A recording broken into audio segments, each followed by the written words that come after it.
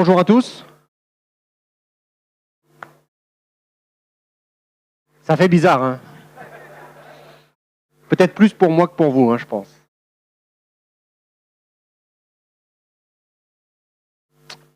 Alors bonjour à tous, je suis Thomas Kunetz, j'ai pas changé. Enfin, si j'ai changé depuis 3 ans. Pour ceux qui ne me connaissent pas, j'ai longtemps, trop longtemps, certains diraient, travaillé chez FileMaker. Alors pour ceux qui connaissent, c'est de la 5.5 à la 13, vous faites le delta entre les versions. Et depuis 2014, je suis chez Jamf. Alors Jamf, outre le fait que ça soit imprononçable, c'est une société, on va voir un petit peu ce que l'on fait. Le but d'aujourd'hui, c'est pas de vous montrer la société, mais plus en quoi ça peut avoir un intérêt lorsque l'on fait du Mac ou lorsqu'on fait de l'iOS, et encore plus avec tout ce que Douglas a pu vous montrer aujourd'hui, mais même d'ailleurs sur les précédentes sessions, en l'occurrence le SDK, le cloud et ainsi de suite. Alors l'agenda, il va être assez simple. Je vais faire une partie slide assez rapide, et ensuite on fera de la démo. Alors généralement, ce que je fais lorsque j'ai des démos, c'est que j'ai pas mal d'appareils. Maintenant, je me déplace toujours avec 2, 3, 4, 5 iPads, peut-être 2, 3 Mac aussi quelquefois, parce que ce que l'on fait, c'est de la gestion. Alors ça va pas être facile de pouvoir vous les montrer, c'est pour ça qu'avec David, on a mis 2 iPads ici.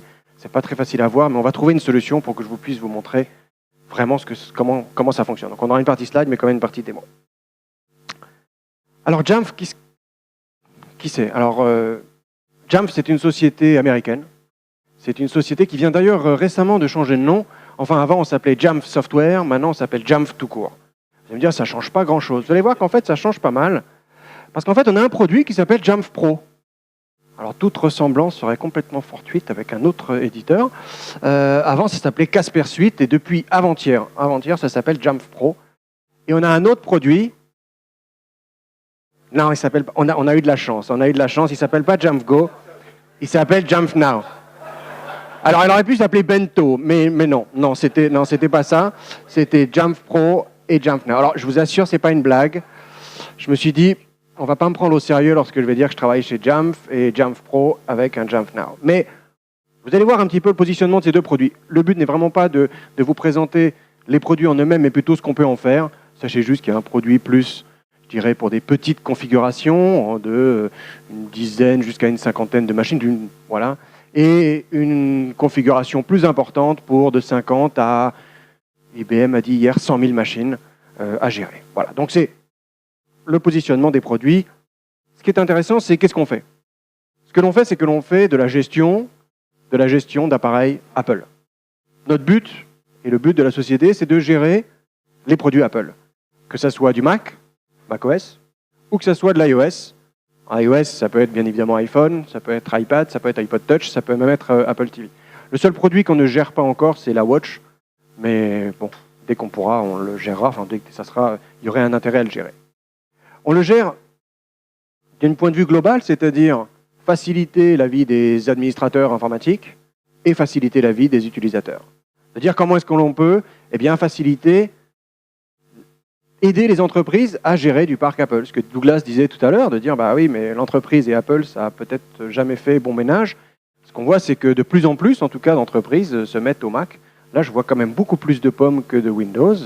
Et ça doit quand même bien dire quelque chose aussi. Et comment est-ce que l'on peut faire pour les gérer? Alors, on est exclusif sur la partie Apple, ce qui est une force, on le voit avec FileMaker Go, et ce qui nous permet aussi de supporter l'ensemble du potentiel de gestion qu'offre le Mac et qu'offre iOS. Alors, on va vite voir sur quelques principes, parce que j'imagine que c'est quelque chose d'assez nouveau. J'ai rencontré un certain nombre d'entre vous dans les couloirs qui m'ont dit « Alors, qu'est-ce que tu fais ?» Je n'ai pas osé commencer à le dire parce que c'est un petit peu complexe. C'est surtout aussi parce que c'est assez nouveau dans la gestion d'avoir ce que l'on appelle du MDM. Le MDM, tout le monde sait ce que c'est que le MDM? Non? On le verra tout à l'heure.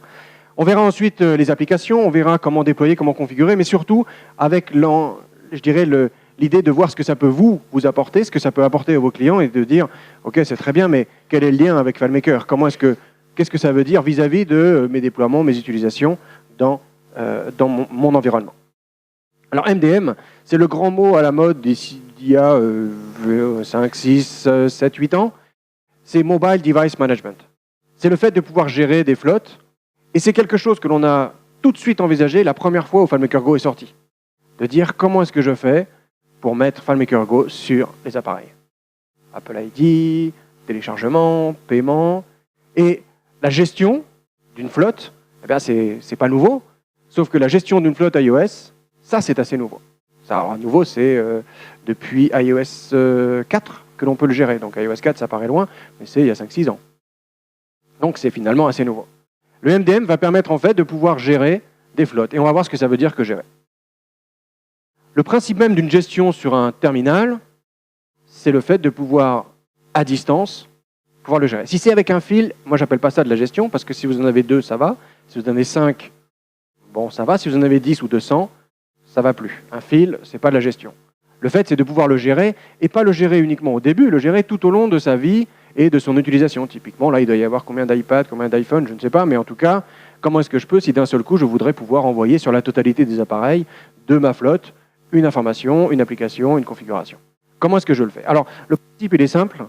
Il passe par les communications. Apple a très bien fait les choses de ce côté-là, parce que vous n'avez pas besoin de vous en soucier. C'est natif d'ailleurs. Hein. Chaque fois que vous recevez une notification, vous utilisez ce principe-là. Dès que vous avez une nouvelle vie dans Candy Crush, une attaque sur Clash of Clans, un message sur Facebook ou une notification, c'est ça. C'est le système de notification qui permet de dire, eh bien, j'ai les serveurs APNS, c'est uniquement de la sortie en disant, ben voilà, je vais communiquer. Et le MDM, qu'est-ce qu'il va faire? Ben, il va utiliser ce service pour dire, je vais pouvoir pousser des applications, des configurations, des restrictions, des commandes directement sur ces appareils. Alors ça, c'est extrêmement important de comprendre ce principe-là pour 2 raisons. 1, s'il n'y a pas de Wi-Fi, il n'y a pas de gestion. Le seul moyen de se connecter sur un appareil comme celui-là, ben, c'est soit le câble, on a vu que ce n'était pas de la gestion, soit le Wi-Fi. Donc le Wi-Fi est forcément nécessaire, et en plus, connecté sur Internet. Si j'ai un Wi-Fi local, ça ne marche pas. D'où l'importance pour toutes mes démos d'avoir du réseau, parce que sinon, ben, ça tombe à l'eau, on ne peut pas gérer. Donc c'est vraiment un principe extrêmement important de dire, voilà, lorsque je vais gérer, eh bien, je dois être connecté sur Internet pour pouvoir eh bien, gérer cette. Alors c'est très intéressant parce qu'avec ce principe-là, je ne suis pas dépendant d'une localisation. Si mes iPads sont à Avignon ou aux États-Unis ou en Chine, eh bien, je vais quand même pouvoir les gérer, je vais quand même pouvoir faire un certain nombre de choses.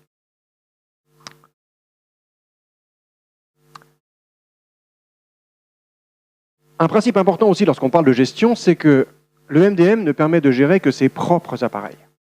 Je ne peux pas gérer vos appareils. Vous allez me dire, tant mieux. Un développeur ne pourra pas pouvoir gérer les iPads ou les appareils iOS de son client. C'est vraiment quelque chose d'important, c'est-à-dire qu'on ne va pouvoir gérer que ses propres appareils, parce qu'il y a un système d'enrôlement. Il y a un système qui dit que cet iPad, il est géré par mon système de MDM, et mon système de MDM ne va pouvoir gérer que les iPads que je possède. iPad, iPhone, macOS.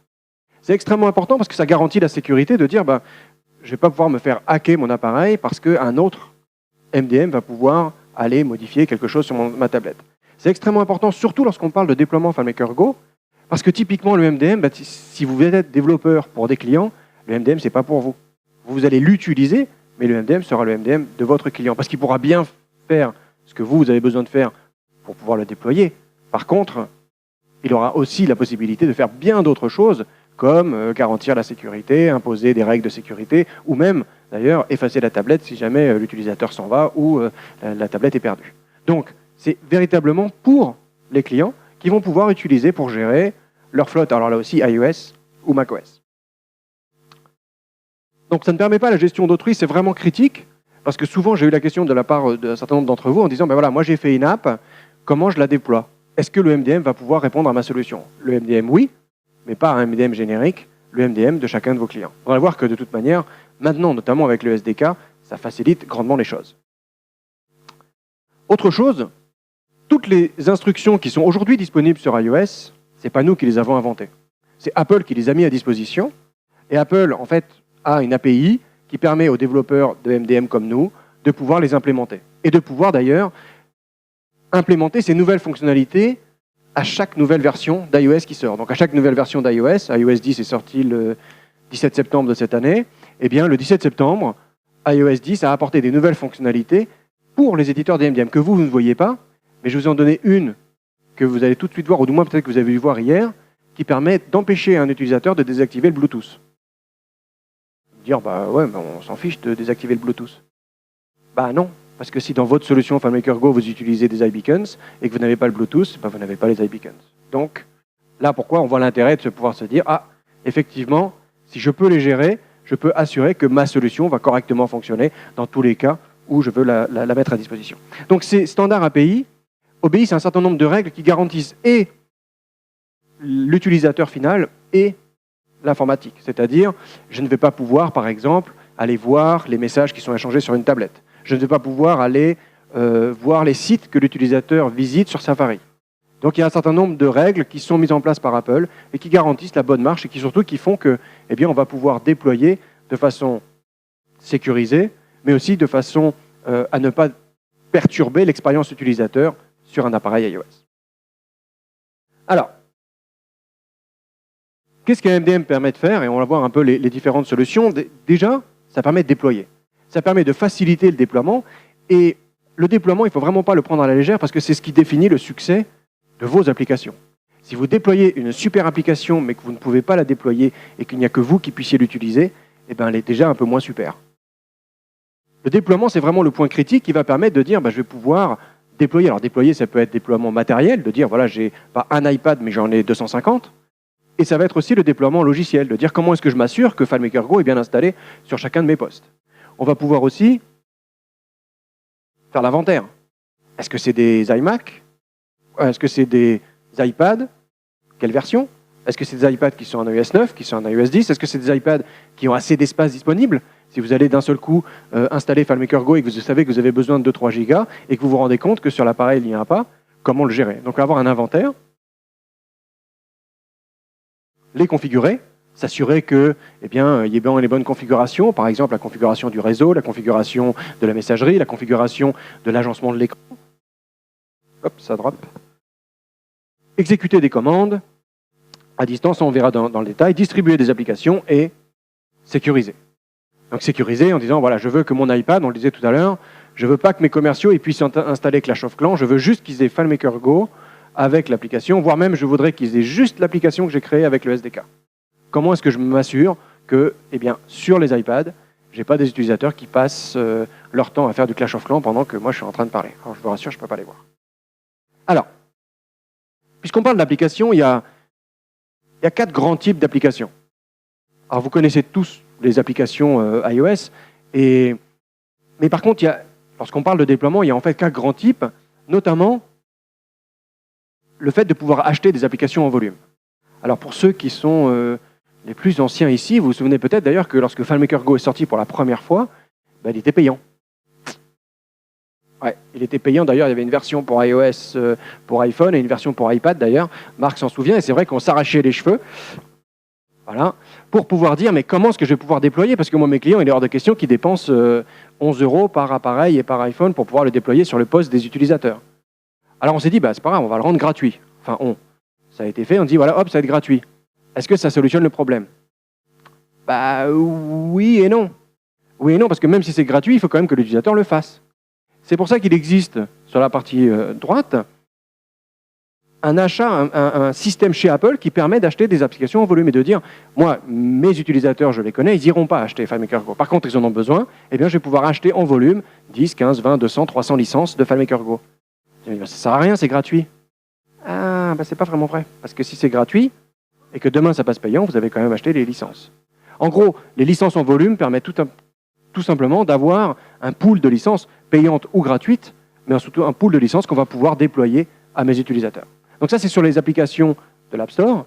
Par contre, il existe aussi le même pendant pour des applications que vous allez créer. En l'occurrence, des applications in-house ou des applications propriétaires. Ça, c'est des applications qui peuvent être créées avec Xcode ou avec le SDK. Et donc ça, c'est une application qui a une portée un petit peu moindre parce qu'elle ne peut être installée que sur un certain nombre d'appareils et que vous ne pouvez pas, vous, d'un seul coup, dire je vais faire mon propre App Store. Non, il faut forcément passer par l'App Store. Mais on a aussi le même pendant pour pouvoir dire mais moi, j'ai créé une application et les utilisateurs vont pouvoir d'ailleurs la personnaliser. Le dernier point, le B2B Apps, c'est typiquement quelque chose qui pourrait être fait avec le SDK. C'est-à-dire, moi, j'ai créé une application SDK qui est publique. Mais je vais pouvoir prendre cette application publique et la personnaliser pour un client. Et à ce moment-là, ce client-là va pouvoir retrouver dans son programme VPP à lui une application publique personnalisée. Donc c'est une version, si vous voulez, de l'application publique. C'est extrêmement puissant parce que ça permet tout simplement à un développeur d'avoir différentes versions et de toujours les mettre sur l'App Store, mais sur une App Store entre guillemets privée pour chacun de ses clients. Donc il existe différents types d'applications. Ok, on a vu les applis, on a vu... Maintenant, comment je déploie? Comment est-ce que je peux, à partir de mon application que j'ai créée avec FileMaker Go, la mettre sur vos appareils, enfin sur les appareils de mes commerciaux? Comment est-ce que je peux m'assurer qu'ils aient ce déploiement? Alors avant même de pouvoir penser à comment est-ce que je vais pouvoir leur installer FileMaker Go, il faut déjà savoir comment est-ce que je peux les déployer, le matériel. C'est-à-dire, j'ai acheté 250 iPads, ils sont tous arrivés dans la boîte. Comment est-ce que je les prépare? Alors ça, pour le coup, c'est pas nous. Enfin, si, c'est un petit peu nous, mais c'est surtout que Apple a un programme de déploiement. Sachez qu'il y a un programme qui s'appelle le programme DEP. Qui c'est qui connaît le programme DEP? C'est Device Enrollment Program.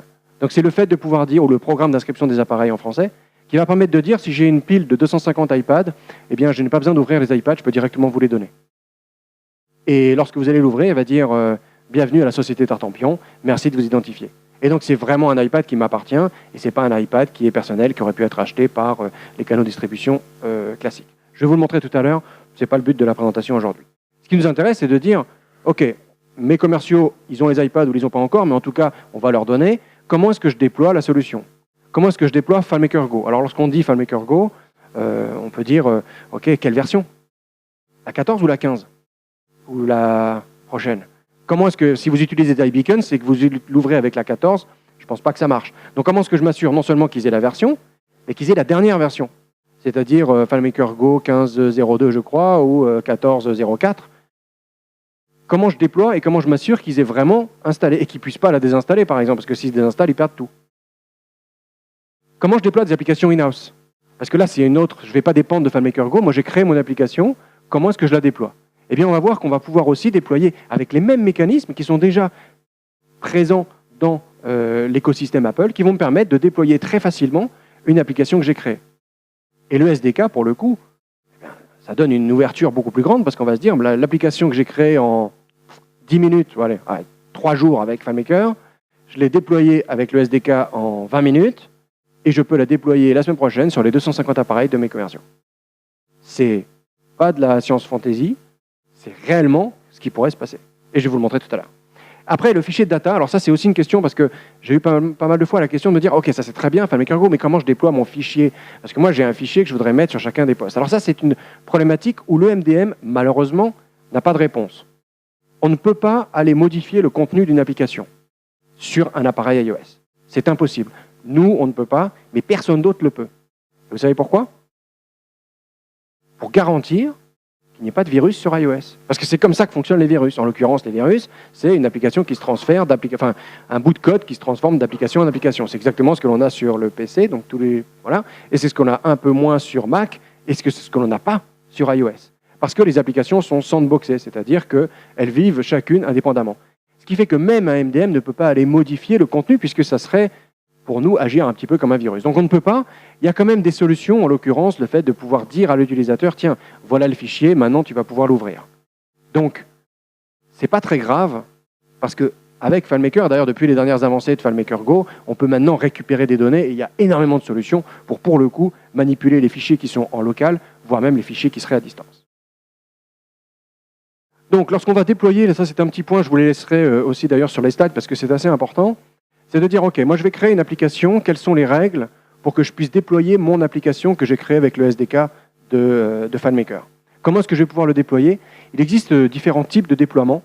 Et sachez que lorsque l'on a un compte développeur, le premier, je crois qu'il est à 99 $, je crois, par an, eh bien, on n'est que dans le premier, c'est-à-dire qu'on ne peut déployer manuellement ou avec un MDM que sur 100 appareils, et il faut connaître le UDID de chacune des machines. Tout ça pourquoi? Pour éviter que vous créiez votre propre App Store et que d'un seul coup, vous fassiez payer des clients pour acheter une application que vous allez développer. L'App Store est là pour ça, et donc là, on va pouvoir que le faire sur 100 avec un certificat que vous allez obtenir, qui sera à votre nom et qu'il faudra d'ailleurs renouveler tous les ans. Mais c'est extrêmement facile si on a une flotte qui est assez petite, et si on a un contrat, avec une flotte qui est identifiée, et de dire, bah, si j'ai un collaborateur qui part, je enlève son UDID, je rajoute un autre. Donc ça répond à un besoin. Si on veut aller plus grand, c'est-à-dire si on veut dire, bah, moi j'ai 250 collaborateurs, j'ai une application spécifique, eh bien, là, à ce moment-là, c'est une organisation. Le contrat est à 299 €, je crois, l'année, le contrat Apple, qui va permettre, là, pour le coup, de ne plus avoir cette limite de 100 appareils, mais qui sera limité aux appareils de l'organisation. Si on veut aller encore plus loin, à ce moment-là, on passe par l'App Store. Et là, pour le coup, on n'a rien à perdre à passer sur l'App Store, parce qu'on pourra tout à fait déployer des applications. Il y en a d'ailleurs un certain nombre qui ont été mises à disposition, qui vont permettre d'adresser cette problématique de déploiement. OK. Donc maintenant, on a vu le déploiement. Mais une fois que c'est déployé, comment je configure? Quels sont les outils qui sont à ma disposition pour configurer que lorsque j'ai déployé mon fichier FileMaker Go, il va se baser d'ailleurs sur Dropbox, il va avoir besoin de se connecter à tel réseau, il va avoir besoin du Bluetooth, il va avoir besoin d'un compte mail. Comment est-ce que je m'assure que tout l'écosystème qui tourne autour de l'application FileMaker Go ou du SDK est bien là? Là, on va utiliser les outils et les API qui sont disponibles pour pouvoir configurer cet appareil. Alors configurer l'appareil, c'est très simple. C'est un certain nombre d'API. Un certain nombre d'API qui vont me permettre de configurer les comptes, Internet, des avancées. Et ça, c'est vraiment ce qui est défini par Apple à chaque version, voire même entre les versions. En 8.0.3, il y a un certain nombre d'applications, d'API qui sont ressorties. Et nous travaillons, comme on travaille qu'avec Apple, eh bien, dès qu'il y a une nouvelle fonctionnalité, on l'implémente, puisque tous nos clients n'utilisent que des appareils iOS. Mais c'est surtout le fait de pouvoir configurer. Et vous allez voir qu'on peut faire énormément de choses pour, faciliter l'expérience utilisateur des utilisateurs, et surtout, de pouvoir déployer en masse. Ce n'est pas quelque chose que l'on va faire manuellement sur chacun des iPads. On va pouvoir, d'un simple coup de baguette magique, dire, allez, sur tous mes appareils, je vais pouvoir les configurer de telle ou telle façon. L'intérêt aussi, c'est d'avoir la possibilité, non pas de le faire sur 250 appareils, mais de le faire sur 5, parce que j'ai les VIP qui ont un traitement particulier, et j'ai les 25 autres qui, eux, sont des utilisateurs stagiaires, et j'ai les 170 qui sont dans la région nord et les 273 qui sont dans la région sud. Donc, on va pouvoir aussi faire de la configuration différenciée en fonction des utilisateurs, en fonction des personnes qui vont utiliser votre application. Alors, dans les règles, généralement, ce que l'on peut faire, c'est qu'on va pouvoir effectivement préparer avant le déploiement, on va pouvoir sécuriser, on va pouvoir ajouter les différents services, et surtout, on va pouvoir personnaliser l'expérience en fonction de l'utilisateur. Lorsque l'on va déployer, lorsqu'on prend des exemples, par exemple, je sais pas, moi j'ai un salon avec une application spécifique, eh bien je voudrais que mes utilisateurs soient uniquement sur cette application. On va pouvoir même préparer que je vais déployer FileMaker Go, je vais déployer mon application, et je vais en plus les bloquer dans l'application. Je ne veux pas qu'ils puissent sortir parce que je ne veux pas que sur le salon, les utilisateurs fassent autre chose que utiliser mon application. On va voir comment ça marche. Ça va jusque-là? Allez. Alors, quelques points techniques. On va juste prendre un petit iPad.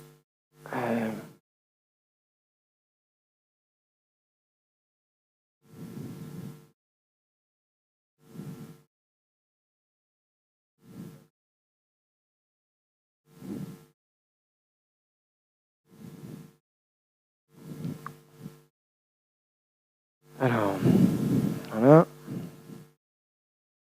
Ouais, donc j'ai un iPad témoin qui va me montrer. J'en ai deux autres là, je ne sais pas s'ils sont toujours allumés. Non.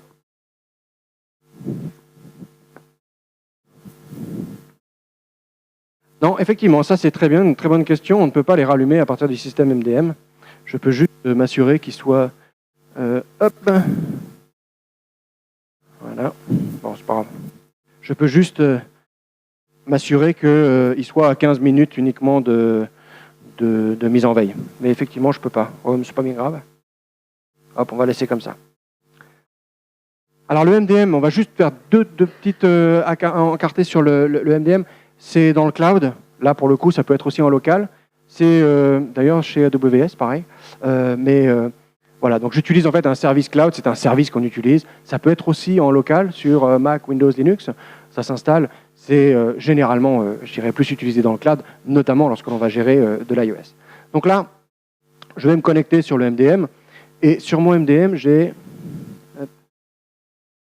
Voilà, on va se mettre comme ça. Je ne sais pas si c'est très visible. Vous voyez bien? juste, ça c'est un petit peu gros. Hein. On va reprendre ça comme ça. Voilà. Bon, j'ai un MDM. Alors le MDM, là pour le coup, il est configuré pour une gestion, je dirais, assez type moyenne, c'est-à-dire j'ai 156 Mac qui sont gérés et 661 iPad, enfin moyenne. Une grosse, quand même, un gros déploiement, mais bon, ça peut aller de 50 Mac, comme je vous disais tout à l'heure, à 100 000. Donc pour le coup, là, quand on n'en a que 661, notamment dans le monde de l'éducation, on imagine si je veux gérer par exemple tous les iPads d'un collège, eh bien là je suis plus dans les ordres de 2000 ou 3000 iPads. Donc lorsque je vais gérer mes appareils mobiles, la première chose que généralement on va chercher, c'est l'inventaire. De dire, OK, combien j'ai d'appareils? Combien j'ai d'appareils? Ben, j'en ai 661 et si je fais une recherche comme ça, j'en ai en fait voilà, 661 et je vois voilà, le nom, l'adresse IP, la version. Bon, là j'ai un certain nombre de champs que j'ai choisi de mettre à disposition. Et voilà mes 3 iPads. Donc j'en ai 1, 2 et 3 ici. Et donc j'ai iPad de Vincent, j'ai iPad de Thomas, j'ai iPad de Sylvain. Ça, c'est des iPads qui sont enrôlés. Et d'ailleurs, comme je vous disais tout à l'heure, cet iPad ne peut être enrôlé que dans un MDM à la fois. Donc il est enrôlé. Il y a un fil à la patte qui va me permettre de le configurer, qui va permettre aussi de savoir, tiens, est-ce qu'il y a de la place, est-ce que, à qui je l'ai donné. En l'occurrence ici, si je regarde, c'est l'iPad de Vincent. Lorsque je sélectionne cet appareil, là, à ce moment-là, j'ai tout le détail concernant cette machine. Donc je peux savoir que Vincent, il a 17 applications, qu'il a des applications in-house, qu'il a des applications du catalogue. D'ailleurs, je vois qu'il a FileMaker Go en 14, qu'il a FileMaker Go en 15. Voilà, je vois la taille que ça peut prendre et ainsi de suite. Je peux exécuter des commandes sur cet appareil en disant tiens, on va pouvoir l'effacer, on va pouvoir le verrouiller, je vais pouvoir qu'est-ce que je pourrais faire sur Vincent? Oui, le mettre en mode perdu par exemple, de dire cet iPad il est perdu, donc je ne l'efface pas, je le mets juste en mode perdu et à ce moment-là il va me dire où est-ce qu'il est et je peux avoir un historique d'ailleurs de toutes les actions que j'ai pu faire. Voilà, donc c'est, je dirais, de l'utilisation très classique d'un système de gestion. Mais déjà on a vu ici quelque chose qui est assez intéressant, c'est que je peux savoir que cet utilisateur, il a 2 versions de FileMaker Go. Il a FileMaker Go 14 et la FileMaker Go 15. Oups, pardon, j'ai pas vu que ça changeait. Il a FileMaker Go 14 et FileMaker Go 15. Alors, pour le coup, c'est un petit peu gênant parce que moi, je voudrais pas qu'il ait FileMaker Go 14. On est passé à la 15. Maintenant, je veux que tout le monde installe la FileMaker Go 15 et non pas l'ancienne version. Alors, lorsqu'on parle d'applications, ici, je retrouve toutes les applications, pas les applications uniquement de Vincent ou de Sylvain. Je peux récupérer toutes les applications que mon MDM va gérer. Parce que typiquement, j'ai les VIP qui ont besoin de TomTom et j'ai les commerciaux qui ont besoin de Salesforce. Par contre, tout le monde a besoin de FileMaker Go. Donc, je peux avoir tout mon catalogue d'applications, que ce soit des applications gratuites ou des applications payantes. D'accord? Ensuite, je vais pouvoir les regrouper et donc je vais pouvoir choisir de dire, tiens, j'ai voilà mes applications qui sont dans la catégorie FileMaker, je peux voir la version, je peux voir à qui je les ai données.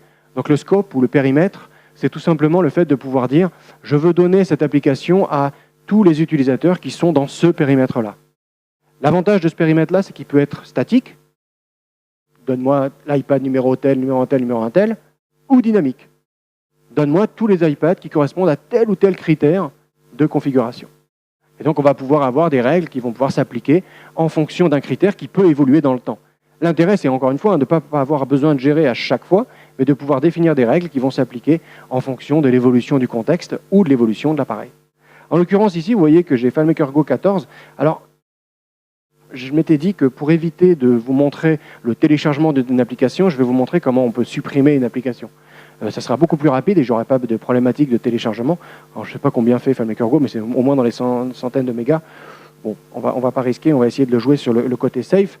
Lorsque j'ai FileMaker Go 14 ici, donc je vois toutes les différentes options. Je peux vous montrer dans le détail ce que ça peut faire. On va dire, voilà, je vais modifier. Voilà, donc là, je modifie la fiche, si vous voulez, de FileMaker Go. Voilà, je vois que c'est installé automatiquement. Voilà, la version, je vois l'identifiant du bundle, je vois mon périmètre. Donc là, mon périmètre, c'est à qui je veux le donner. Vous voyez que ça peut être un périmètre machine ou un périmètre utilisateur. En disant, je ne veux pas savoir ce que Vincent utilise, mais je sais que Vincent, il a besoin de FileMaker Go. S'il a un appareil et qu'il en a 10, je veux lui installer FileMaker Go sur ces 10 appareils. Donc on peut aussi réagir là-dessus. Et là, j'ai tous mes appareils de démo et mes appareils en DEP. Le fait de pouvoir supprimer ceci, je dis voilà, je veux supprimer FileMaker Go. Et là, regardez, là j'ai ici FileMaker Go et hop, ça y est, FileMaker Go 14 a disparu. Voilà. Alors c'est génial, sauf que j'ai perdu aussi toutes les bases qu'il y avait dedans, donc faites super gaffe parce que pour le coup, il pourrait vraiment pas être content. Mais l'intérêt, c'est qu'on a vu ici que j'ai géré, alors bon, on ne le voit pas ici parce que c'est pas finalement idéal, mais en fait j'ai supprimé une application, j'aurais fait exactement la même chose si j'avais voulu déployer FileMaker Go. En l'occurrence, j'aurais pu déployer FileMaker Go automatiquement et l'utilisateur aurait vu, ah, FileMaker Go s'installe. Alors, il y a une petite nuance là-dessus, c'est que si ce sont des appareils qui ne sont pas supervisés, c'est-à-dire qui ont un niveau de supervision qui est plus élevé, l'utilisateur a un message en disant « Ah, attention, votre MDM va vous installer FileMaker Go ». Là, il m'a supprimé directement l'application et puis basta. Donc pour le coup, j'ai supprimé FileMaker Go ou je peux installer FileMaker Go. C'est valable pour toutes les applications qu'on appelle gérer. Donc on va pouvoir, le MDM va pouvoir aller piloter et s'assurer, là lorsqu'on a une version, mais s'assurer aussi que l'utilisateur installe bien la dernière version. Alors lorsque l'on a par exemple les mises à jour ou lorsqu'on est dans un environnement très sécurisé, par exemple dans mon salon, je ne veux pas laisser les hôtesses d'accueil ou les hôtes d'accueil utiliser l'App Store. S'ils n'ont pas l'App Store, l'application ne pourra pas se mettre à jour. Sauf grâce au MDM. Parce que vous allez pouvoir dire je veux mettre à jour l'application automatiquement et donc être sûr que vous avez une homogénéité dans vos applications iOS. Alors, FileMaker Go, c'est très bien. Maintenant, j'ai FileMaker Go qui est installé ici, que je vois FileMaker Go 15. Lorsque je le lance ici, c'est bien la 15 ? Ouais, ok, bon, c'est bien la 15.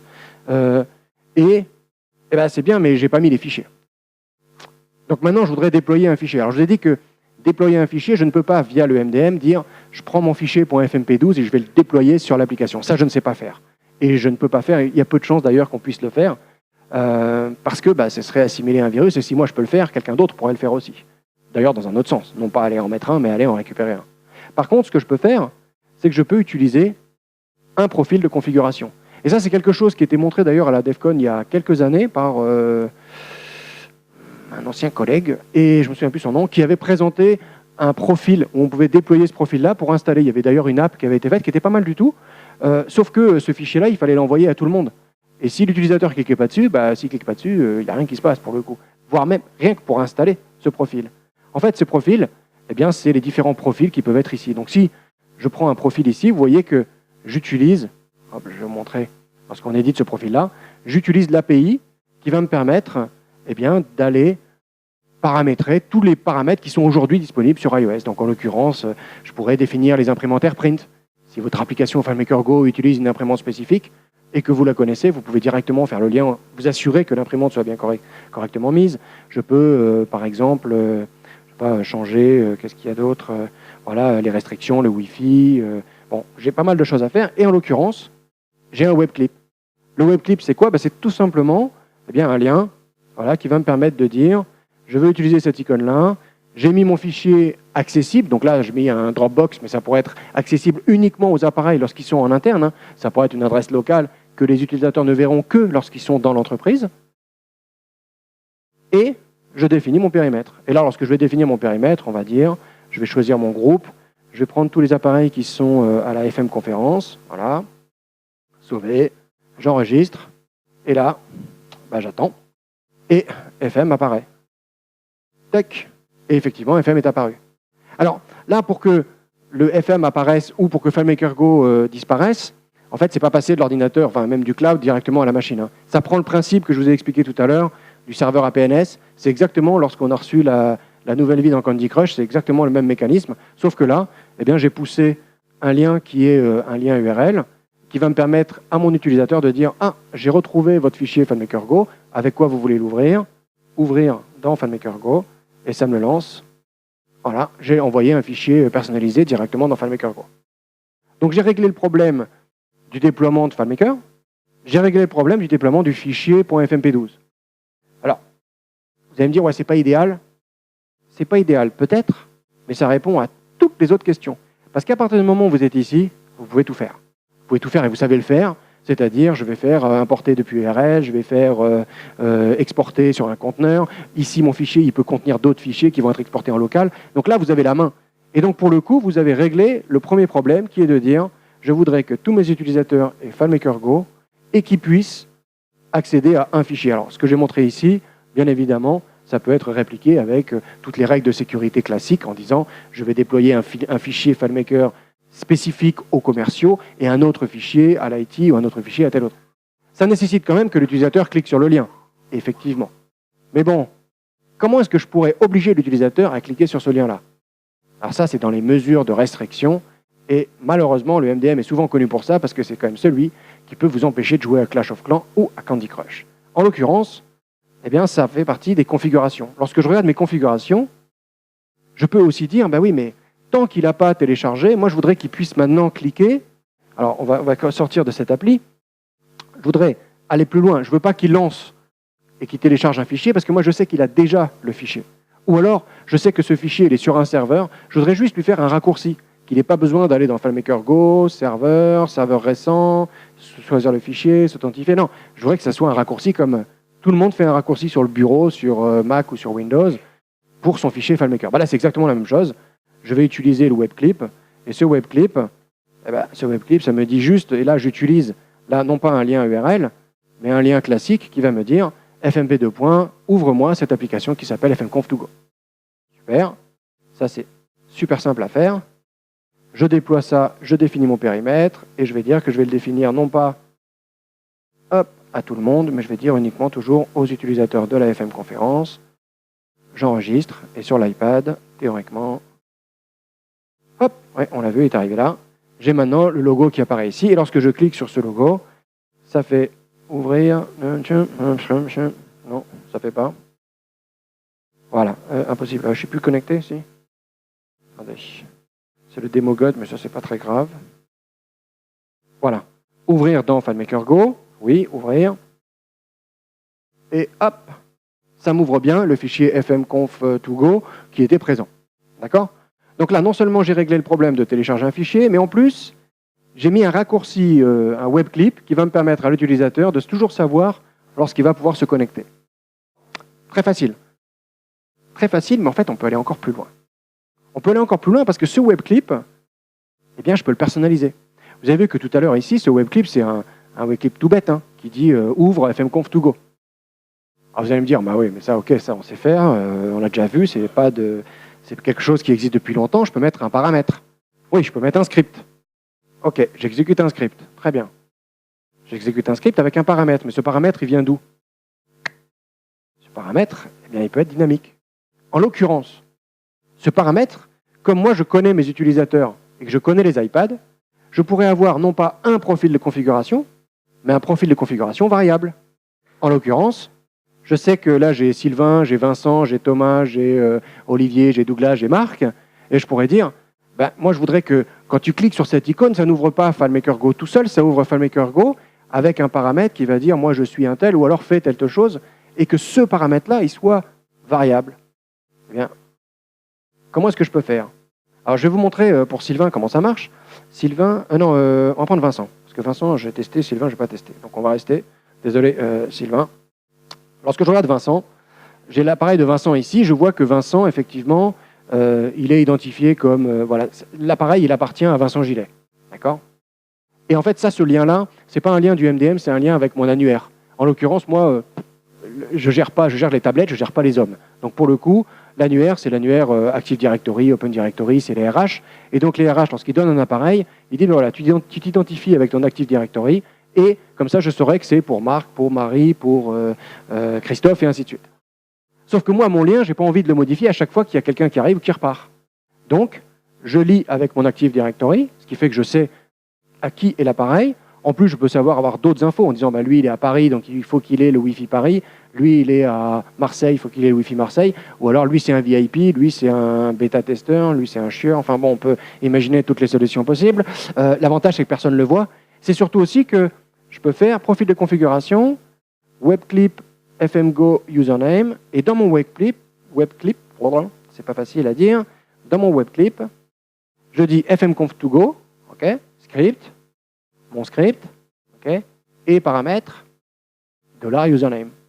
J'ai un paramètre qui va non pas venir de FileMaker, mais qui va venir de mon MDM, enfin même de mon AD.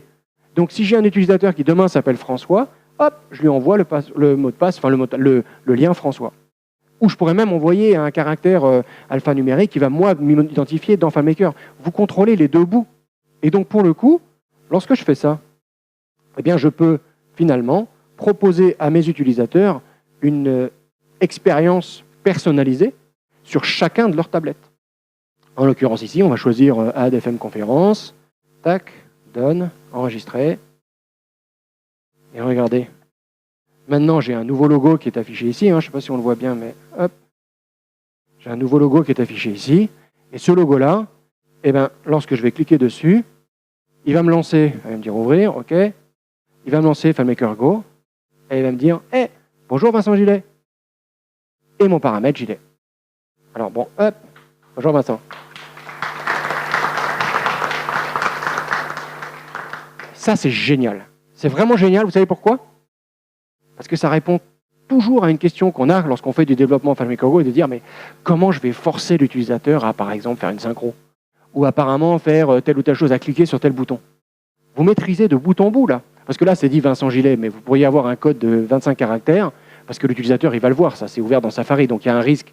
On ne va pas envoyer un mot de passe, pour le coup, là, il ne faut vraiment pas le faire. Par contre, si vous envoyez un code à 25 caractères, dans FileMaker, avec la routine de script et d'analyse, vous pouvez faire ce que vous voulez. Vous pouvez envoyer des paramètres et ensuite dire, tiens, j'ai vu que c'est Vincent qui l'a fait, qu'il est sur un iPad de tel type, qu'il est sur un telle chose, et donc il n'a pas fait sa synchro depuis X temps, boum, je lui force la synchro. Et donc on va pouvoir, entre guillemets, piloter une interface, et l'intérêt, c'est bien évidemment de pouvoir le faire sur chacune des tablettes. Là, si je prends une tablette, c'est celle de Sylvain, j'arriverai sur la fiche de Sylvain. Si je prends Thomas, j'arriverai sur l'enregistrement de Thomas. Donc, on va pouvoir paramétrer et le faire qu'on ait 10 ou 300 ou 2000 tablettes pour pouvoir aider l'utilisateur et faciliter le déploiement. Alors, ça c'est super, mais en fait, il y a encore mieux. Il y a encore mieux parce que, où est-ce que j'en étais? Ah oui, c'est de dire, ça c'est très bien, c'est vraiment super, mais vous allez me dire, ouais, mais il faut d'abord que j'ai FileMaker Go, il faut que j'ai envoyé le fichier, il faut qu'il ait ouvert, il faut qu'il ait téléchargé, et en plus, il faut qu'il ait fait tout ça dans l'ordre, dans la bonne séquence, parce que sinon, ça ne marche pas. Alors, comment je règle ça? La solution, vous l'avez, c'est de dire, vous créez votre propre appli. Vous créez une appli basée sur votre fichier, et vous la déployez. C'est exactement ce que j'ai fait avec l'appli FileMaker FM Conf to Go. J'ai créé une appli spécifique. Et là, lorsque je clique sur cette appli, tac, je lance plus FileMaker Go, je lance le SDK. J'ai vraiment lancé l'appli. Là, je suis plus dans FileMaker, je suis dans l'appli qui a été générée et que j'ai déployée sur mes tablettes. Donc, plus besoin de login, plus besoin de est-ce qu'il a téléchargé le fichier ou pas. J'ai directement une appli spécifique. Alors ça, c'est super bien parce que je vais utiliser exactement la même chose que j'ai fait tout à l'heure, c'est-à-dire lorsque j'ai des apps, je vais regarder ici les apps pour FileMaker. Vous voyez ici, j'ai FileMaker 1. Si je recherche Custom Apps, où est-ce qu'il est? Il est là. Voilà. Et bien, j'ai exactement la même chose. C'est une appli, un IPA, voilà, que j'ai créé ici, que j'ai appelé comme celui-ci, mais bon, je pourrais avoir un nom un petit peu plus intelligent. J'ai l'identifiant du bundle que j'ai créé, et ensuite, j'ai mon fichier, voilà, iPad2, .ipa, que j'ai pu déployer. Sachez en plus que je pourrais dire, tiens, je vais d'abord déployer uniquement pour les iPads, uniquement pour les iPhones, pour essayer d'éviter la taille trop importante pour chacune des plateformes et pouvoir déployer spécifiquement. Mais là, la seule chose que j'ai fait, c'est que j'ai déployé ce fichier-là avec un périmètre qui va me dire, voilà, je veux tous mes appareils de démo et mes appareils en DEP, je veux leur donner ce fichier-là. Alors ça, c'est super bien, et on peut aller plus loin. On peut aller plus loin parce qu'on peut dire, OK, bon, maintenant, il a FileMaker Go, il a le fichier, il a FMConf2Go, mais il a aussi tout ça, là. Alors, Arthur avait vu tout à l'heure, il a Clash of Clans, oui, j'ai pas mal de choses. Il dit, moi, je veux pas qu'il ait ça. Moi, je veux qu'il ait FMConf2Go, point. Peut-être FileMaker Go parce que je suis gentil. Il a un DOM aussi, mais bon, je veux pas qu'il ait le reste. Comment je fais? Pareil. J'utilise la configuration. Et là, on a vraiment des outils qui sont extrêmement puissants parce qu'on va pouvoir dire, moi, je voudrais déjà avoir l'agencement de l'écran. En l'occurrence, je voudrais que sur la première page, il y ait FileMaker Go, dans le doc, qui est 15, 14, les settings, l'addendum FileMaker Go et FMConf2Go.ipa. Voilà, je veux qu'il y ait ça sur mes tablettes. Très bien, écoute, pas de problème. Hein. Ça, c'est sur mes appareils en DEP. On va ajouter un groupe en disant, je veux aussi le groupe de FM Conférence. Ça, on connaît. Hop, j'ajoute, je fais Done, j'enregistre. Et là, magique, 1, 2, 3, 4, boum. Effectivement, eh bien j'ai... Ah, c'est pas fini. C'est pas fini, c'est pas fini. Là, j'ai effectivement sur mes tablettes, alors c'est beaucoup plus impressionnant lorsque j'en ai 2, 3, 4, 5, 6, 7, 8, 10, parce que d'un seul coup, toutes mes tablettes sont toutes configurées pareil. Et donc là, je peux avoir toutes les applications, et j'ai configuré que je veux que mon utilisateur, il ait uniquement FileMaker Go, réglage, Addendum et FMConf2Go dans le doc. Par contre, il a quand même toujours les autres applis. Hein. Il a toujours les autres applis parce que je suis gentil. Mais en fait, je ne suis pas si gentil que ça parce qu'on va lui enlever aussi. On va dire non, parce que moi, c'est un salon, et donc tous mes VIP, je ne veux pas qu'ils puissent aller modifier quoi que ce soit. Je veux dire, voilà, on va les restrictions de la FM conférence. Les restrictions, c'est quoi? Et ben, dans les applications, par exemple, vous voyez ici, je choisis application. Moi, je veux qu'ils puissent utiliser que ces applications-là. Alors, on a toutes les options de dire je n'autorise que celle-ci, je les enlève toutes ou j'interdis que celle-là. Vous pouvez choisir et être très créatif là-dessus. Et donc, on va pouvoir dire, voilà, qu'est-ce que je veux? Je veux qu'ils puissent uniquement faire ça. On va faire Add, Mobile Device Group, FM Conférence, Done, Enregistrer. Et là, d'un seul coup, ça devient beaucoup moins utile et beaucoup moins intéressant. J'ai tout perdu. Enfin, j'ai tout perdu. Ben oui, j'ai plus d'apps. Et là, l'intérêt, c'est que je n'ai pas désinstallé les apps d'ailleurs. Hein. Je les ai juste masquées. Alors, je peux masquer toutes les applications sauf une. Réglage. Settings.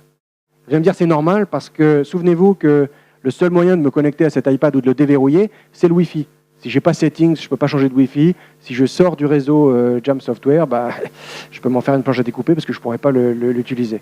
Donc là, en l'occurrence, Settings, je ne peux pas l'enlever. Sur un téléphone, je ne peux pas enlever le téléphone non plus. Je pourrais toujours téléphoner. Ce qui est quand même utile parce que c'était quand même son utilisation première. Mais pour le coup, là, j'ai un... Oui, quoique, effectivement. Là, j'ai un appareil qui est, voilà, qui est bloqué. Enfin, qui est bloqué. Qui est uniquement destiné à l'utilisation que je voulais en faire. D'accord? Qui est de dire, voilà, j'ai maintenant cet appareil qui est bloqué sur... Enfin, il ne peut être utilisé qu'avec FileMaker Go, réglage, Addendum et FMConf2Go. C'est pas mal. Ouais, mais on peut aller encore plus loin. Moi, je veux qu'ils aient que FileMaker Go. Je veux pas qu'ils puissent faire autre chose. Alors, regardez. On va dire, OK, profil de configuration. Et on va dire, maintenant, je veux mode application unique. D'où l'intérêt du SDK. Et de dire, mon périmètre, j'édite mon périmètre. Et donc là, dans les options du mode d'application unique, vous voyez, Single App Mode, je peux dire verrouiller sur une application qui s'appelle fmconf2go.ipa. Mon périmètre, c'est quoi? C'est ajouter. Hop, et là, on va choisir tous mes utilisateurs de FM conférence. Donner, enregistrer. Et là, je n'ai plus qu'à attendre. Boum, ça m'a lancé l'application. Et non seulement ça m'a lancé l'application, je ne peux plus sortir. Je suis bloqué. Donc, c'est ce que je voulais obtenir. En l'occurrence, j'ai créé une application pour un salon, pour déployer cette solution à tous mes collaborateurs et que je voulais être sûr que toutes les hôtesses et hôtes d'accueil ne passent pas leur temps sur Clash of Clans et ne soient que dans l'application que je leur ai conçue. Ça va ?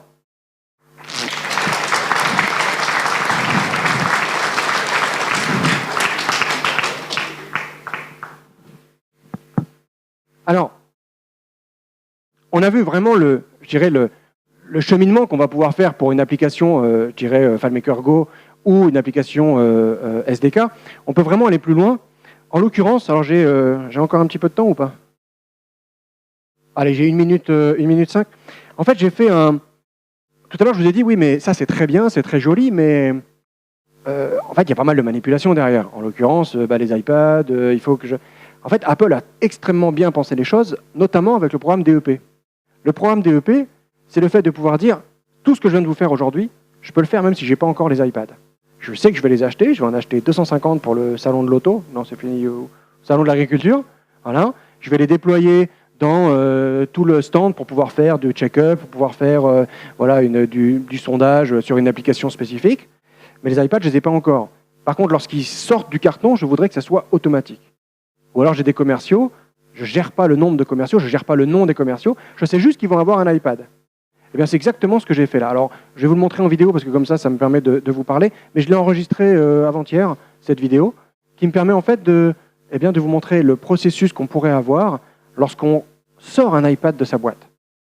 Lorsque je sors un iPad de sa boîte, je suis là-dessus. Hein. Vous connaissez tous cet élément-là. Et voilà, la première chose qu'il va me demander, c'est identifie-toi sur le réseau. Il faut que je me connecte à un réseau. Donc je peux le faire à la maison, hein. J'ai reçu mon iPad à la maison, très bien. Je m'identifie sur mon réseau, hop.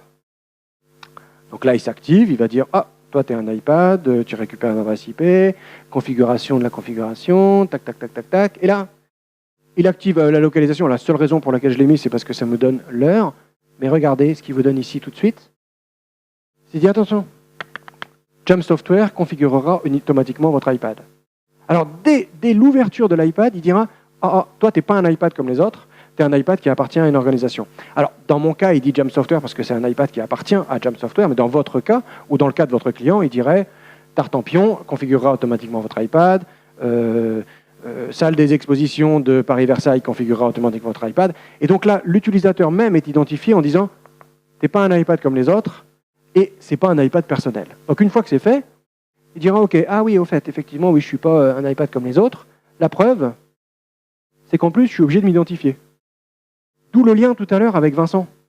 C'est-à-dire, oui, mais comment est-ce qu'il a mis Vincent et Sylvain dans son truc? Parce que sinon, s'il faut saisir 250 iPads, c'est peut-être pas forcément idéal. Non, c'est mis là. En l'occurrence, c'est de dire, identifie-toi. Moi, je ne veux pas savoir si c'est Vincent, Marc, Olivier ou Valérie. Non, je veux juste avoir un iPad qui est identifié via l'annuaire, via les RH, qui sauront que Vincent, il est commercial et que Olivier, il est développeur.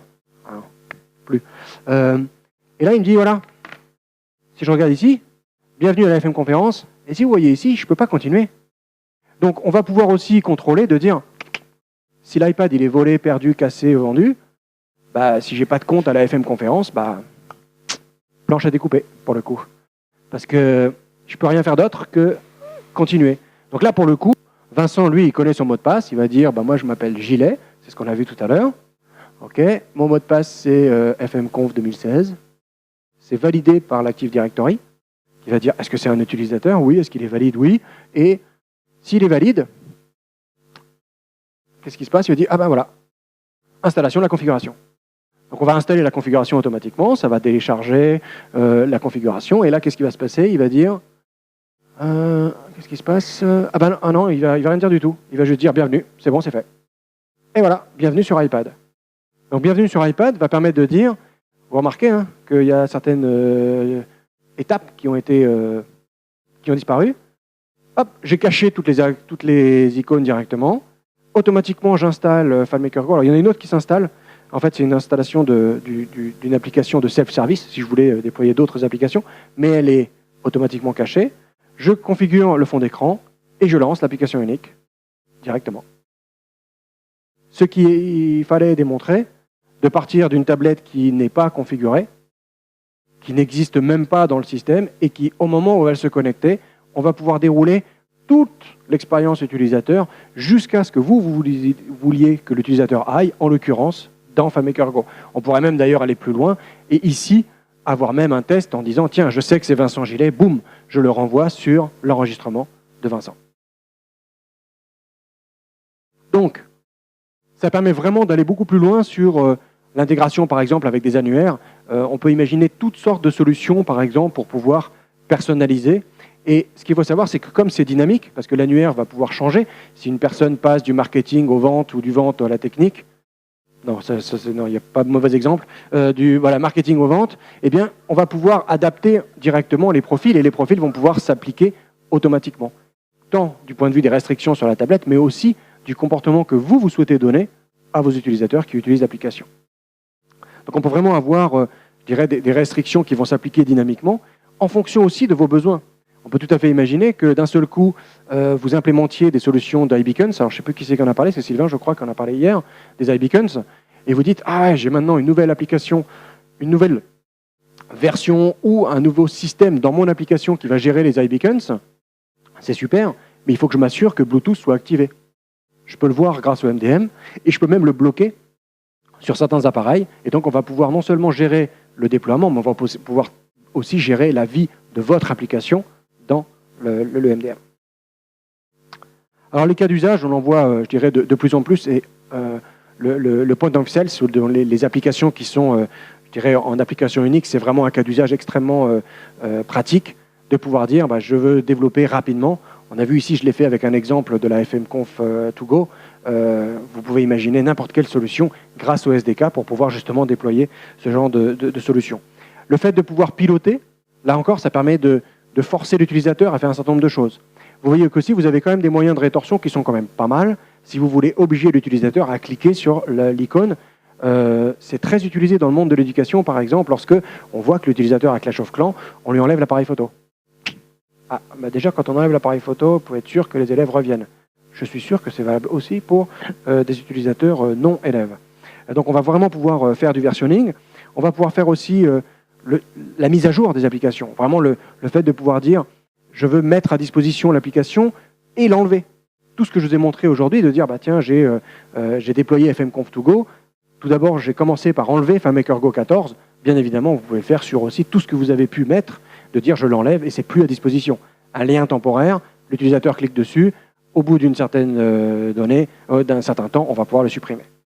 Et la gestion dynamique des utilisateurs, ça c'est pas à prendre à la légère, parce que pour le coup, ça vous évite, vous, à devoir gérer la partie utilisateur, qui est souvent la partie la plus volatile. Au début, on vous dit, oui, il n'y a que 5 personnes et elles ne bougent jamais. Et avant que vous ayez déployé l'application, les 5 personnes ont déjà changé. Donc pour le coup, ça permet de savoir. Quelques ressources que je vous laisserai sur les différents sites. C'est extrêmement très bien documenté, tant sur la partie, je dirais, Apple que sur la partie FileMaker. Vous avez le guide du SDK, mais je pense qu'il y a une session demain ou aujourd'hui sur le SDK. Je laisserai Fabrice, je crois, c'est qui en parle. Sur Jamf, vous avez aussi pas mal de ressources en français et en grande partie en anglais, mais pas mal de ressources sur les possibilités et ce que l'on peut et ce que l'on ne peut pas faire sur Jamf. En conclusion, j'aurais jamais pu faire ça sans le SDK. J'ai découvert le SDK, j'avoue que j'ai un peu quitté le monde FileMaker, même si je suis toujours un peu au courant et que j'utilise quand même toujours FileMaker assez régulièrement sur ma machine. Quand j'ai vu le SDK, je me dis, mais c'est génial.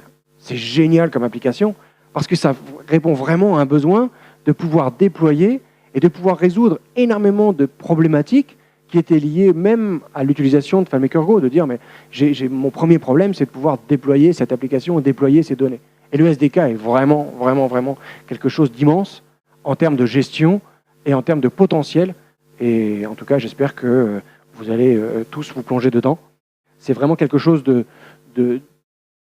d'innovant et qui répond à une problématique que j'avais, en tout cas, quand j'étais chez FileMaker, et j'imagine que vous avez encore.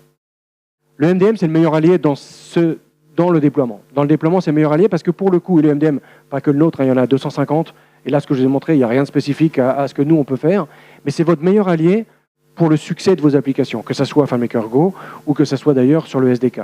Parce que ça résout le problématique numéro 1 de l'IT, qui est de dire, votre application, elle est très bien, mais comment est-ce que je la déploie?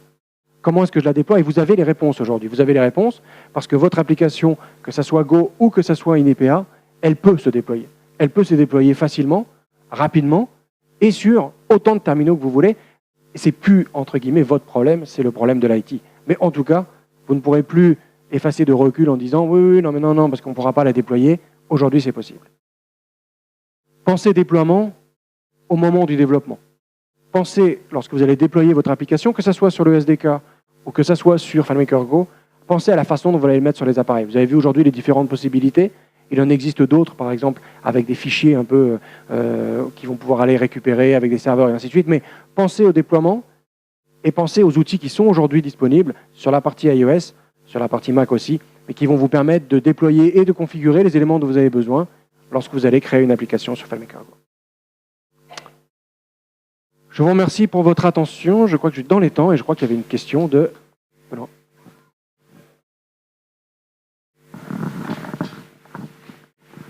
Merci pour la présentation. Juste une petite question, est-ce que c'est possible dans le temps de dire ce web clips, je vais le mettre disponible de telle date à telle date, et que l'administrateur ne soit pas obligé de retourner sur la console et que ça se fasse tout automatiquement?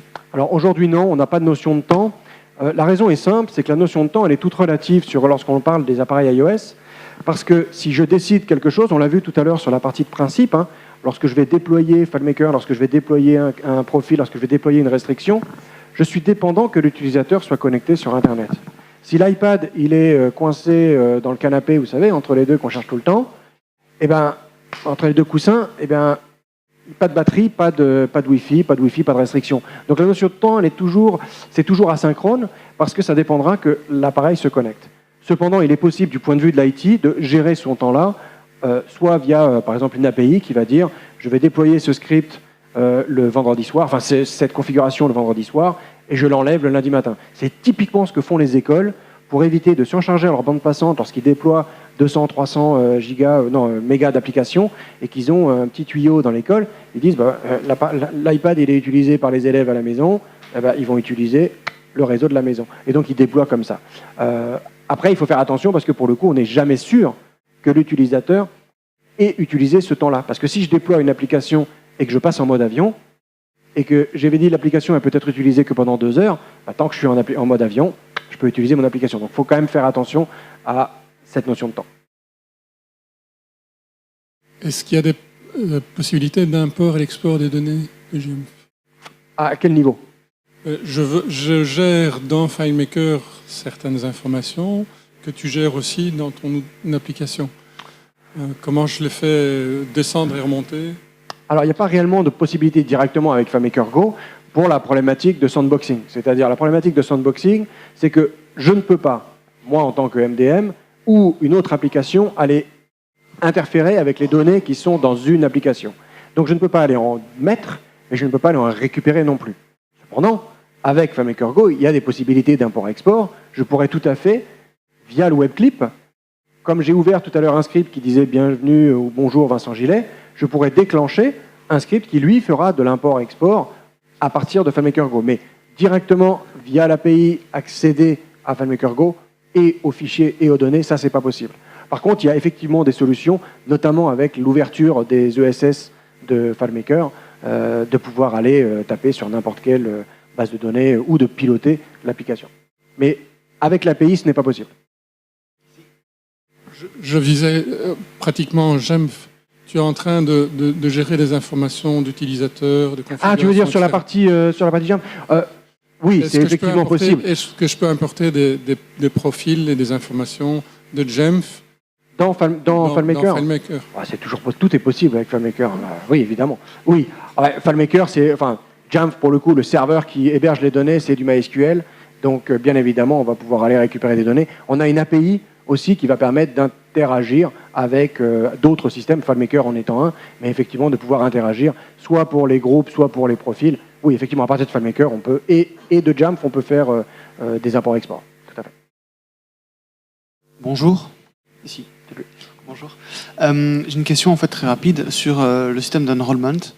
Si c'est possible en fait d'enrôler un parc qui est déjà existant. Bien sûr. L'enrôlement, celui que j'ai montré tout à l'heure, le DEP, c'est de l'enrôlement qui est un programme qui est gratuit de chez Apple, qui va obliger que les tablettes soient achetées via un revendeur qui est autorisé DEP, de façon à ce qu'il n'y ait pas de manipulation humaine dans la définition des numéros de série. Donc en l'occurrence, ça ne marche que sur des appareils qui sont achetés via des revendeurs agréés, via Apple, via online. Mais bon, la plupart le sont maintenant, donc il faut s'en assurer avant, de façon à ce que ça soit Apple qui dise tous ces numéros de série-là, ça appartient à société XY. Et donc, il n'y ait pas de manipulation de numéro de série. Ce n'est pas possible sur des iPads que j'ai achetés à la FNAC, sur eBay et sur Le Bon Coin.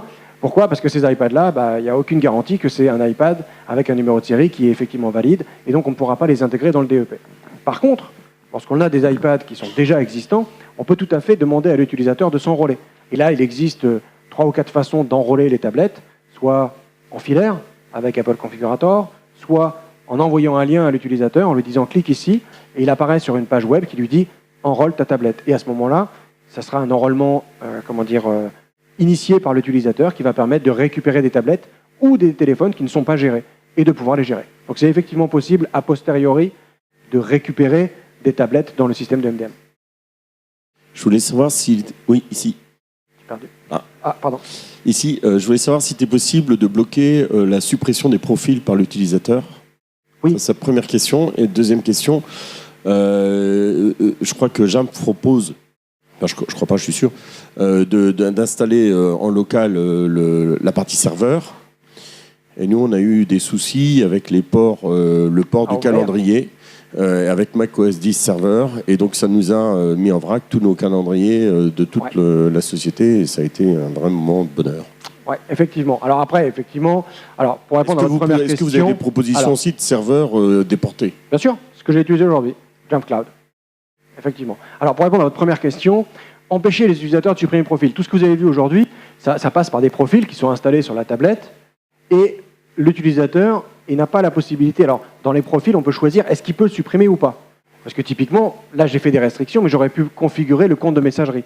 Si je configure le compte de messagerie, l'utilisateur peut dire « Non, mais moi, j'ai pas envie de mon compte de messagerie sur ma tablette, je l'enlève. » Et donc, on peut choisir est-ce qu'il va pouvoir enlever ou est-ce qu'il va pouvoir ne pas enlever le profil de configuration. Lorsque l'on est dans le DEP, on peut même bloquer le fait qu'il soit géré. Pour répondre à votre question tout à l'heure, de dire on peut effectivement, l'utilisateur, il peut s'enrôler. À partir du moment où l'utilisateur va pouvoir s'enrôler manuellement ou en s'identifiant, en faisant une action volontaire de sa part, il aura toujours la possibilité de supprimer, de se dire « je ne veux plus être géré ».